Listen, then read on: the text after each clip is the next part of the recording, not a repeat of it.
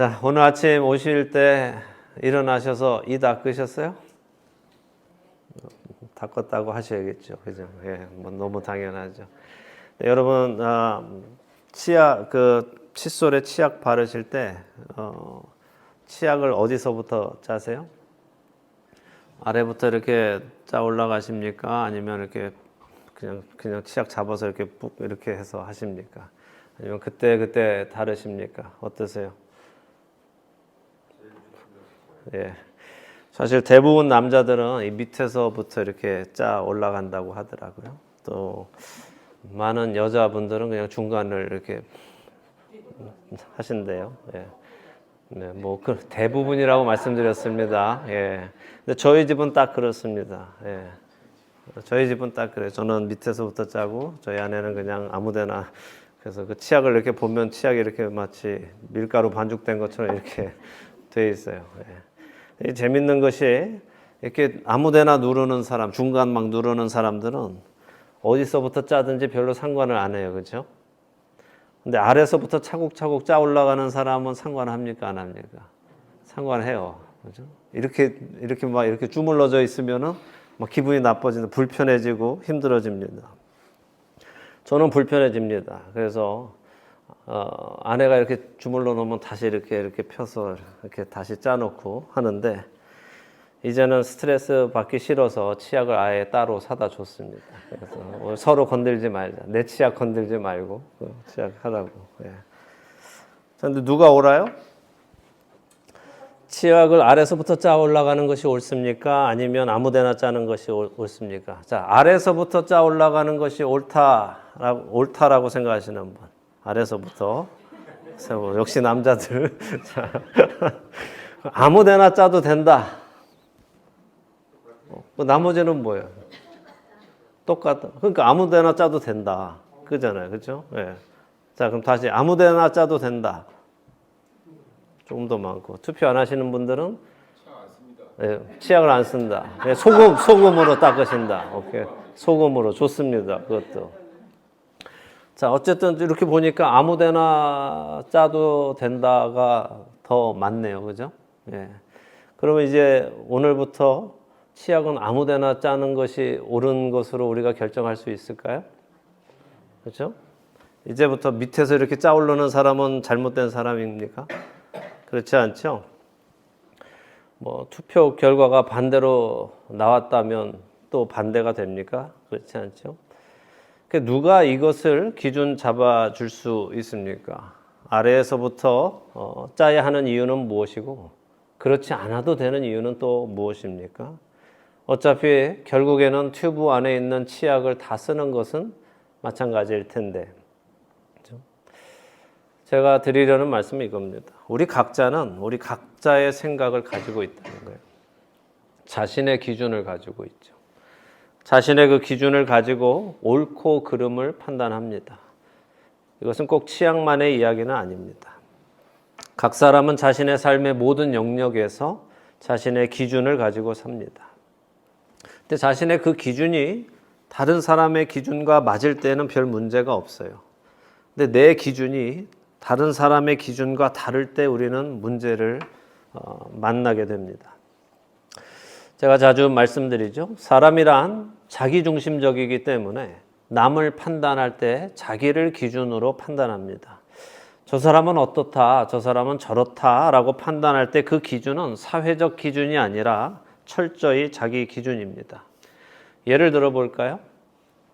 우리는 어떤 한 사람을 두고도 그 사람에 대한 평가가 다 각기 다를 수 있어요. 예를 들어 A라는 사람을 두고 B라는 사람과 C라는 사람의 평가가 다를 수 있다는 말이에요. B라는 사람은 그 A라는 사람한테 그 사람 참 정이 많고 좋은 사람이에요. 따뜻한 사람입니다. 라고 평가하는 반면에 C라는 사람은 A라는 사람을 그 사람 참 예의 없고 성품이 안 좋아. 그래서 상종 못할 사람입니다. 라고 평가할 수 있죠. 자, 그렇다면 이 똑같은 A라는 사람을 두고 B라는 사람과 C라는 사람이 평가를 서로 다르게 하는데, 반대로 하는데 그 평가 기준은 무엇입니까? 각 사람을 판단하는 어떤 기준, 그 평가 리스트가 쭉 있어서 이걸 하나하나 체크해 나가면서 했더니 내가 봤을 땐 저렇다 하는 겁니까? 그냥 자기 생각에서 나온 것이고 자기 경험을 토대로 그 사람을 평가한 겁니다. 어떤 근거를 가지고 하는 것이 아니라 단순한 자신의 생각에서 나온 기준으로 판단하는 것이죠. 그리고 그 자신의 기준을 우리가 잘 살펴보면 사실은 이래요. 그 사람이 나한테 잘했느냐 못했느냐에 따라 내 기준이 바뀐다는 거죠. 그 사람에 대한 판단이 바뀐다는 거예요. 이 A라는 사람이 아무리 다른 사람들한테 못해도 아주 나쁘게 행한다 하더라도 나한테만 잘한다면 사람들이 그 사람 정말 몹쓸 사람이야 라고 한다 하더라도 나는 너무 그러지 마. 알고 보면 그렇게 나쁜 사람은 아니야 라고 하게 되는 것이 우리 아닙니까? 또 다른 사람한테는 다 잘해도 나한테만 못하면 어떻게 합니까? 다른 사람들이 그 사람 참 괜찮아. 이렇게 칭찬할 때 어떤 반응이 나옵니까? 그 사람 잘 몰라서 그렇지. 알고 보면 그 사람 아주 보통 아니야. 얼마나 나쁜데 상종하지 마. 라고 하는 게 우리의 판단입니다. 자신의 생각과 경험을 토대로 나오는 기준을 가지고 남을 판단하는 것이 우리라는 것을 여러분은 동의하십니까? 안 하세요? 다른 기준으로 하세요? 그럼에도 불구하고 우리는 나의 그 경험, 그 생각, 그 기준이 정확하고 명확하고 진리라고 착각하며 삽니다. 이것이 큰 문제죠. 그럼 우리는 어떻게 해야 할까요? 무엇을 기준으로, 무엇을 근거로 옳고 그름을 판단하고 살 수 있을까요? 우리가 한국에 살 때는 한국법을 기준으로, 지금 미국에 살 때는 미국법을 기준으로 그렇게 살아가면 되는 것입니까? 그렇지만 한국의 법, 미국의 법이 옳다고 하는 그 근거는 또 어디에서 나옵니까? 북한이나 중국 같은 공산주의에서 태어나 자란 사람은 어떻습니까? 그 사람들은 우리와 똑같은 근거와 기준을 가지고 살 수 없지 않습니까? 그렇다면 누구의 기준이 옳다고 누가 정해 줄 수 있습니까? 다수결입니까? 다수결이 민주적인 방법이긴 하지만 그 다수결이 진리도 거짓으로 만들 수 있는 무서운 방법인 것을 여러분들은 잘 아실 것입니다. 진리를 다수결로 결정할 수 있습니까? 그렇다면 왜 우리는 이렇게 각자의 생각을 가지고 살게 되었을까요? 왜 각자의 생각을, 각자의 기준을 가지고 자신의 생각이 옳다라며 살아가게 되었을까요? 이렇게 서로 자기 생각이 옳다고 하다가 자꾸만 이념이 대립하고 자꾸 분열하고 전쟁이 나니까 이제는 어떻게 살아갑니까? 이 세상이 어떻게 말해줘요? 절대 기준이라는 것이 없다라고 이제는 말해주죠. 모든 것은 상대적이다라고 말합니다. 나만 옳은 것이 아니라 상대도 옳을 수 있다. 그것을 인정해 주자. 그 사람의 환경과 문화 속에서는 그것이 옳을 수 있으니 나의 환경과 문화 속에서 옳은 것만 옳다고 말하지 말자라고 하는 것이 지금 우리가 살아가는 시대의 흐름입니다. 그러니까 자신만 옳다고 하는 편협한 생각을 버리고 모두가 옳을 수 있다고 인정해주고 배려해주자 하는 세상에서 우리가 살고 있죠. 그러다 보니 아무리 내가 볼 때 그 사람이 남자라 하더라도 그 사람이 자신은 여자라고 불러달라고 하면 넌 틀렸어, 너는 여자가 아니야, 너는 남자야 라고 하면은 그것이 잘못이라고 하는 시대가 우리 시대입니다. 그 사람이 자신을 뭐라고 불러달라고 하면 불러주어야 하는 것이 우리의 시대입니다. 이것이 바로 사람이 자기 소견에 옳은 대로 살아가는 시대이고 사람의 옳고 그름의 기준이 바로 자기 자신에게 있다는 증거입니다. 혼란스럽지 않으세요? 우리 시대, 지금 이 시대를 살아가는 것이 혼란스럽지 않으십니까? 왜 이렇게 혼란스러울까요? 그것은 기준이 없어졌기 때문에 그렇습니다. 기준이 없으니 모두가 다 스스로 기준이 되어 혼란스러운 것입니다. 이 혼란스러움을 영어로 뭐라 그러죠? 케이아스라고 하죠. 영어로. 이 말은 헬라어 카오스에서 온 말입니다. 카오스 많이 들어보셨죠? 혼란, 혼돈 같은 깊은 어둠을 표현하는 말입니다. 그래서 사람들은 완전히 뒤죽박죽 엉망진창의 상태를 보면 야, 이거 완전히 카오스네 라고 말을 합니다. 카오스가 뭐라고요? 엉망진창, 뒤죽박죽 그런 상태. 이것을 고상하게 말하면 기준이 없는 상태. 그것이 카오스입니다. 오늘 말씀 읽어보겠습니다. 창세기 1장 1절과 2절입니다. 창세기 1장 1절과 2절 함께 읽겠습니다. 태초에 하나님이 천지를 창조하시니라. 땅이 혼돈하고 공허하며 흑암이 깊음 위에 있고 하나님의 영은 수면 위에 운행하시니라. 자, 2절은 땅이 혼돈하고 공허했다라고 하시죠. 흑암이 깊음 위에 있다고 하셨어요. 어디가 그랬다고요? 땅이 그랬다는 거예요. 땅. 자, 이 땅은 무엇입니까?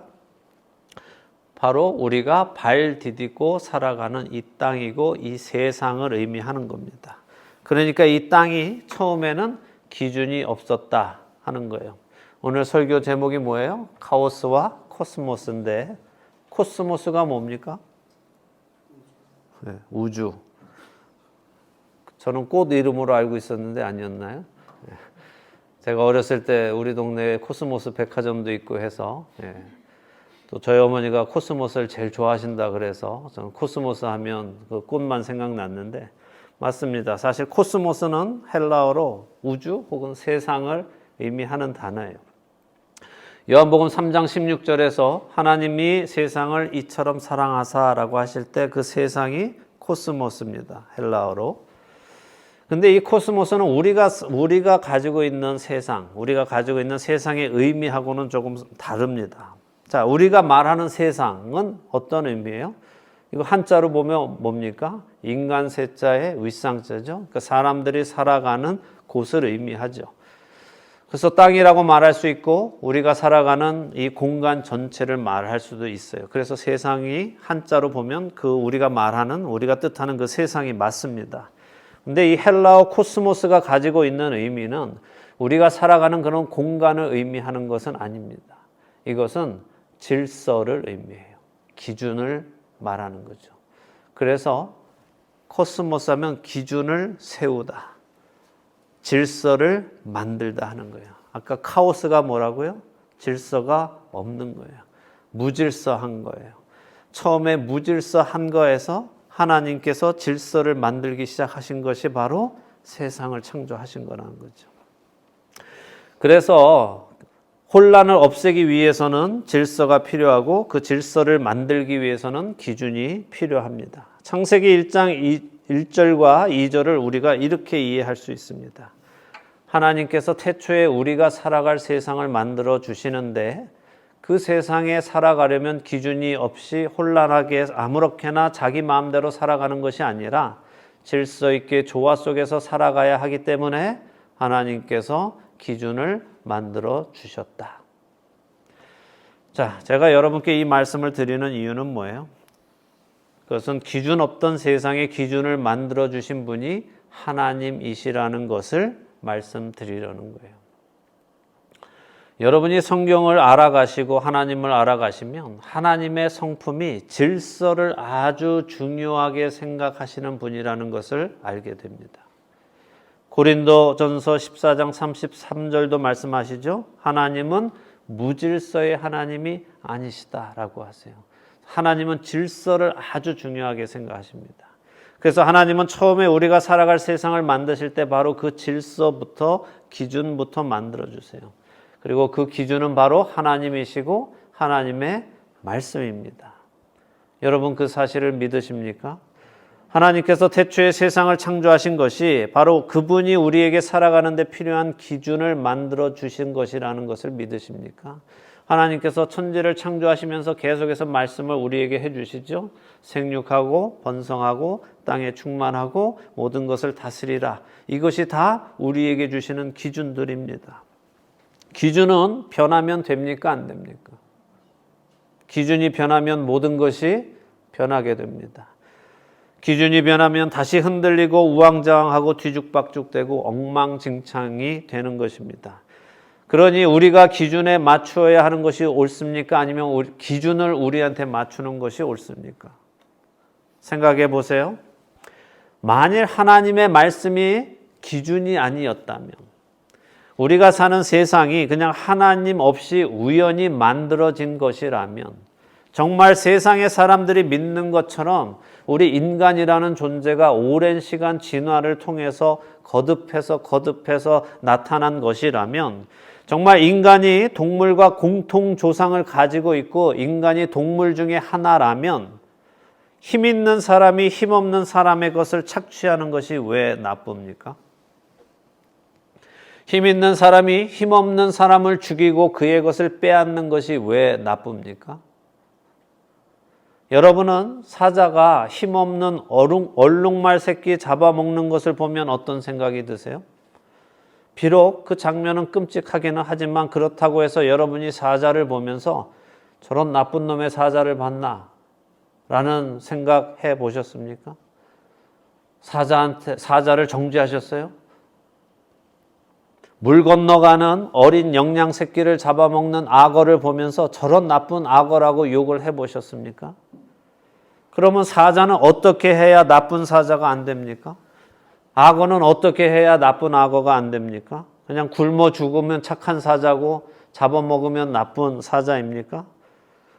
아니면 적어도 자기하고 급이 비슷한 다른 동물과 죽을 등 말 등 최선을 다해 싸워서 이겨서 먹으면 그래도 괜찮은 사자이고, 연약한 다른 동물 잡아먹는 사자는 나쁜 사자입니까?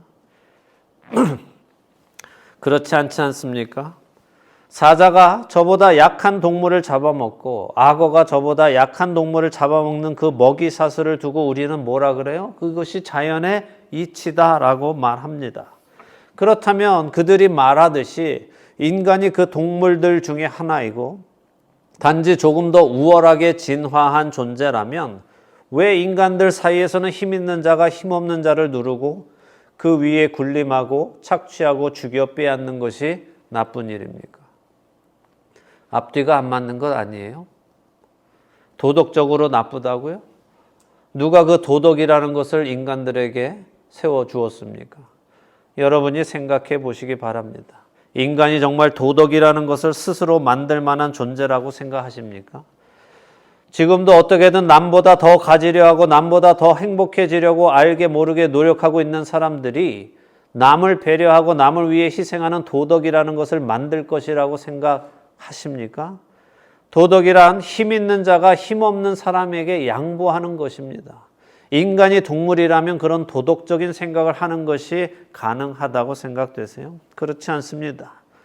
인간에게 도덕성이 있고 생명을 귀하게 여기고 약한 자를 위한 마음이 생기는 이유는 인간이 하나님의 형상을 따라 지음받았기 때문입니다. 하나님께서 우리에게 그렇게 말씀하셨기 때문입니다. 하나님께서 서로 사랑하라고 하셨고 하나님께서 살인하지 말라고 하셨기 때문에 우리는 그것이 옳지 않은 일인 것, 사람을 죽이는 것이 옳지 않은 일이고 서로 사랑하는 것이 옳은 일이라는 것을 알게 되는 것입니다. 하나님의 말씀이 모든 것의 기준이 되기 때문입니다. 오늘 저는 여러분께서 이것 하나만 이해하시고 가시기를 바랍니다. 기준은 내가 아니라, 내가 사는 세상의 지도자들도 아니라, 우리가 살아가는 이 사회가 만들어낸 관습이나 이념이나 가치관이 아니라 바로 하나님의 말씀이시라는 것을 말입니다. 그렇기에 내가 세워둔 그 기준을 버리고 이제는 참된 기준이 되시는 하나님의 말씀에 나를 맞추어 살아가는 사람이 되어야 한다는 사실을 이해하시고 기억하시고 그렇게 살아가시기로 결단하시는 여러분이 되시기를 바랍니다. 우리는 다음 주에 더 자세하게 나누겠지만 하나님께서 아무 기준 없는 그곳에 기준을 만들어 주셨고 우리에게 그 기준대로 살도록 하셨는데 우리가 그 기준을 망가뜨려 버렸잖아요. 우리의 첫사람이 그 기준을 망가뜨려 버렸고 그 이후로 우리 모두는 각자가 자신이 선악과를 따먹은 이유로 인하여 자신이 선악의 기준이 되어 버렸잖아요. 하나님이 기준이 아니라 내가 선악을 나눌 수 있는 기준하는 사람이 되어버렸죠. 그런데 예수 그리스도께서 오심으로 인하여 우리에게 다시 그 나의 개인적인 기준을 버리고 이제는 하나님의 말씀이 나의 기준이 되는 삶으로 돌아가게 하신 것이란 말이죠. 이 사실을 깨닫지 못하고 여전히 내 생각을 기준으로 삼고 살아간다면 그 사람은 하나님과 관계가 없는 사람입니다. 우리가 살아가는 세상은 바로 그 혼돈 속으로 다시 들어가고 있습니다. 질서가 없는 혼란의 세상으로 더욱더 깊이 들어가고 있습니다. 그렇게 그 어느 때보다 더 확실한 기준이 필요한 때입니다. 그 기준이 되시는 하나님의 말씀을 온전히 붙들고 살아가시는, 그래서 구원에 이르게 되시는 저와 여러분이 되시기를 예수 그리스도의 놀라우신 능력의 이름으로 축원합니다.